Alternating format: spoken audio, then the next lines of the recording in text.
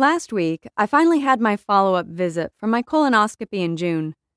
I had already received the full report and pathology findings from the biopsy in the mail, so the results weren't a surprise. Hence, I didn't mind waiting a few extra weeks for my follow-up appointment. They did offer to get me in sooner. Also, I feel good. I wasn't expecting the appointment to reveal any earth-shattering findings, so I didn't feel the need to rush in. The colonoscopy in June was my 9th one since 2007, and it was the 3rd in a row that showed no inflammation and normal results. Remission. Aside from a 3-month flare last summer, I haven't had any symptoms since. In stark contrast to the gastroenterologist who blew me off at the VA hospital when I first arrived here in Florida last year, my new gastroenterologist took me seriously and reminded me that Crohn's disease is a disease of remission and flare-ups, and that things can change at any time. He was pleased to report my colonoscopy was normal and that I was in remission, but he still scheduled me for a follow-up appointment in 6 months for continued care.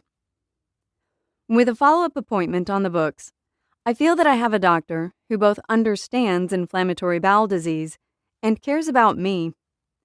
Even though my appointment with him was less than 5 minutes, I didn't feel rushed or like I was just another number in his clinic. There simply wasn't much for us to talk about with my results being normal and me already understanding the disease. Though Crohn's disease takes up less of my mental space and attention these days, IgA nephropathy routinely pushes itself to the forefront of my thoughts. I've been feeling fatigued again and having this strange feeling that I can only think to describe as if my body was running on dirty fuel. It's a strange sluggishness. It feels as though my kidneys are lagging behind in filtering the waste out of my blood, which is what happens with IgA nephropathy, but it's strange to almost feel it happening. I've said this before, and I'll say it again. Anyone with a medical background reading or hearing that statement would probably think I'm crazy, but from a patient perspective, that's how my experience feels. And until I can come up with a better way to describe it, that's how I'll say it. Slight fatigue and weird feelings aside, I did come across an article that gives me hope about increasing options in the future if my kidneys do ever fail.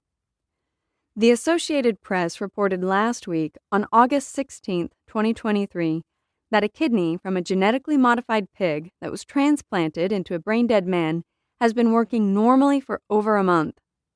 According to the article, more than 100,000 patients are on the nation's transplant list, and thousands die each year waiting. Additionally, rather than last-ditch efforts, the Food and Drug Administration is considering whether to allow some small but rigorous studies of pig heart or kidney transplants in volunteer patients. It will certainly be interesting to see what the future has in store. For now, I'll keep seeing my doctors, gastroenterologist, nephrologist, and primary care provider, and focus on taking care of my body by getting the best nutrition I can and maintaining my fitness. But most importantly, I won't dwell on the future possibilities of worst-case scenarios, and instead, I'll strive to be present in every moment and live each day to the fullest.